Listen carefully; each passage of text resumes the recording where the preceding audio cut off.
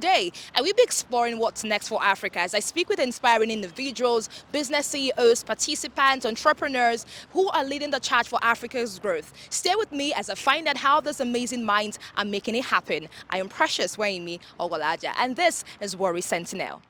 This is a great time for Africa. It has always been a great time, but I'm so happy that platforms are giving us the opportunity to share our stories, to rewrite the narrative, to amplify the excellence, and to bring more awareness, which I believe it's just the beginning, it's just starting. This time is for Africa and will be for Africa, and we're unstoppable. Something really significant happened here. It wasn't just about getting people to come in and share and experiences. There's a spirit of Africa, of unity, of oneness, of a desire to build a continent. The rest of the world sees us as though we are one people. We are the ones that have been broken up in our minds because of the partitioning. And so I think that the glue is coming back.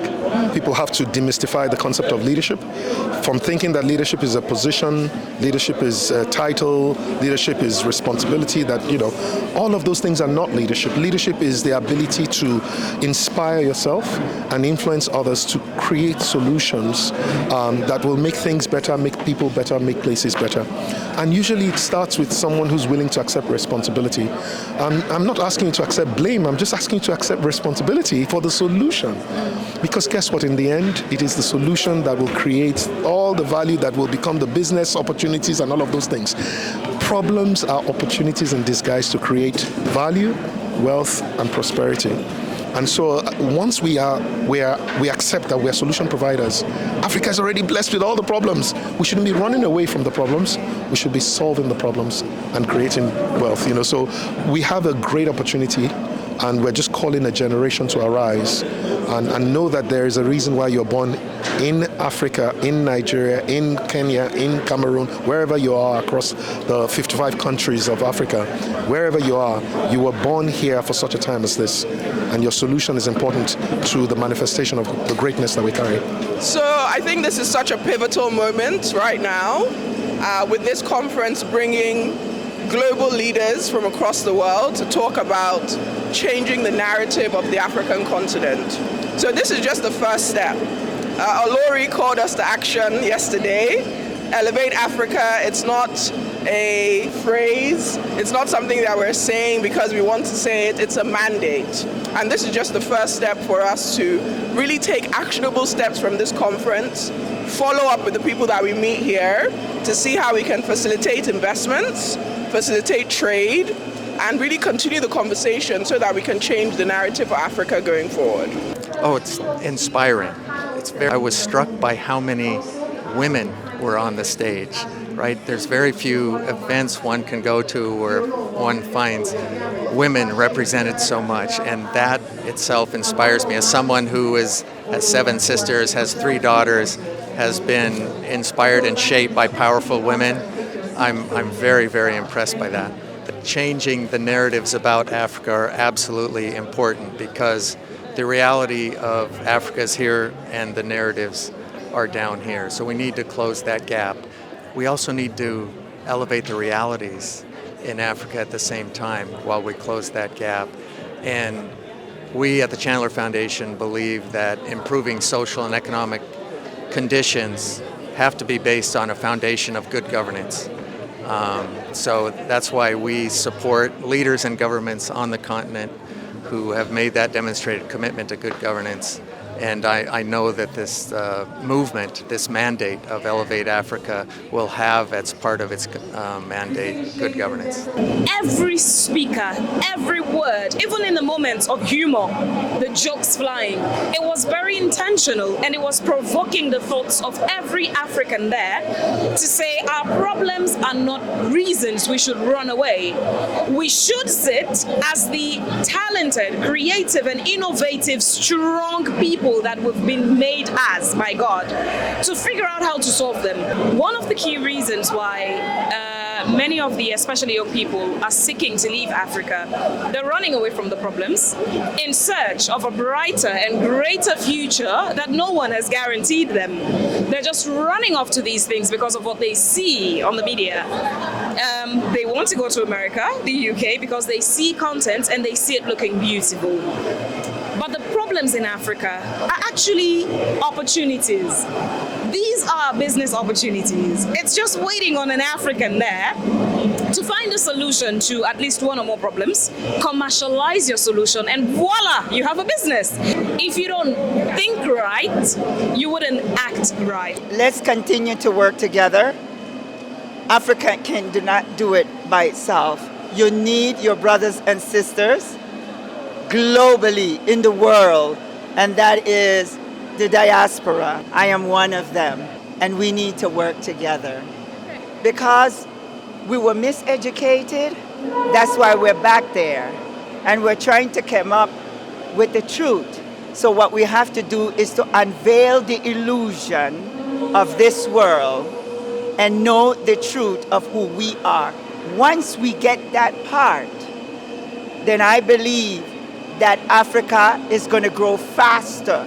They keep saying that it's going to take time, but those that are saying that do not understand their value. They do not understand the history of what they came from. I do, and that's why I speak in the now and not say 30 years from now or 50 years from now, Africa is going to be. No, Africa already is. You understand? We just need to change the mindset. Take that old chip out, and it's not a chip. They put a chip in us. Let's use the mind that God gave us. The way that we can impact the diaspora is to take this model and replicate it amongst the world. This is a sounding voice. And Elevate Africa is just a step to many directions. It's no boundaries. But what this will be is a model for all to follow. And so it is the Africa we see. And it is for right now. And this is history that we've walked into. And being here only reconfirms and recommits the need for collaboration. So as I go back to Georgia, I'm excited that we will elevate Africa in Atlanta. We're celebrating a message and a mandate that is going to shape everything. So being here is to celebrate the creativity, innovation, to reclaim our story, and the narrative has been history in motion. Technology adoption is one of the fastest ways you get new markets. And as you know, because some of our economies are not stable at the moment, a lot of them are going through, if you like, a recession, it will be better than being frustrated to start looking for new markets you can serve with the same skill set, maybe with an upgrade of your capacity, because it takes a lot to service the global market. But technology allows that. It's a level playing field. It keeps things fair and square, as they say.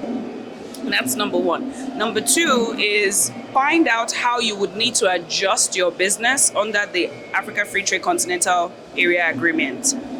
Whether you are in services, whether you're selling goods, find out now, because that adoption process could take you 5 years. People keep saying, oh, you will now have a bigger market of 1.3 billion people to service under the AFCFTA. But the truth of that is, how do I service them if I'm not prepared for them? So I'm saying to every entrepreneur, find out now what your business needs to change, what it needs to start implementing, reduce, be aware of in your field to be able to service the 1.3 billion market. It's been a beautiful experience. I've come to learn about the possibilities of Africa growing and Africa becoming better. I think Africans are willing to collaborate to ensure that countries in Africa becomes better. From what I learned today, it's not just enough to scale within Nigeria. You need to scale outside Nigeria, within Africa, and even outside Africa. I've learned a lot. It's been really inspiring. I'm so glad I made it. Yeah. Yesterday, today has been one of the wonderful days of my life, and I met wonderful people. I learned a lot. It's really incredible. I must say the experience is wonderful. And one of the take-home is it's not just enough to plan, enough of the talking. It's time to get into action. And that is my take-home. I'm so glad I made it. And I want to say thank you very much to the Oluwabori and the Queen Consort for putting this up. It's really amazing. I look forward to the next edition. It's wonderful.